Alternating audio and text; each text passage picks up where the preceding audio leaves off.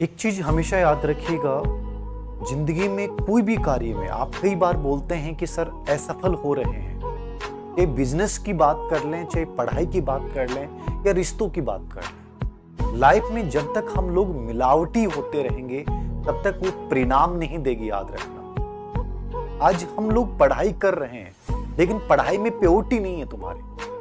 वही स्थिति है जब भी कोई मिठाई होती है, उस मिठाई में इतनी सी भी यदि मिलावट मिल गई तो मिठाई 2 या 3 दिन बाद में वो सड़ जाएगी। तो परिणाम में स्थायी कभी नहीं रह सकती। हम मिठाई में काजू कतली को क्यों लेते हैं, उसकी वैल्यू इतनी क्यों बढ़ जाती है?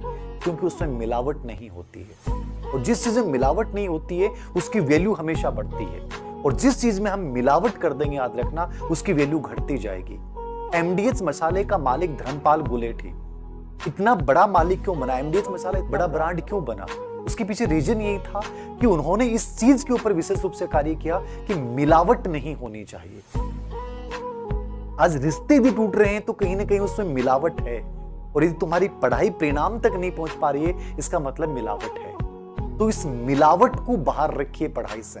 पाने की वास्तविक इच्छा यदि तुम्हारे अंदर है ना, कोई रोक नहीं सकता, याद रखना। और पाने की वास्तविक इच्छा, जो शब्द मैंने बोला है, यह है प्योर वर्ड है। तुम छीन लाओगे हर चीज को। इसलिए हर चीज में मिलावट के साथ मत चलिए कि सर मैं ये भी कर लूं, सर मैं वो भी कर लूं, सर मैं ये चीजें भी निभा लूं, सर मैं वो भी निभा लूं। कदापि नहीं चल सकते। जिस पथ पे चल पड़े वहां पे केवल वो पथ दिखना चाहिए, उसके साथ दूसरी चीजों को मिलाइए मत, अन्यथा परिणाम नहीं आएगा। तो सीखिए काजू कतली से। लाइफ में बनना है तो बिना मिलावट के बनना है, तुम्हारी वैल्यू अलग ही दिखेगी।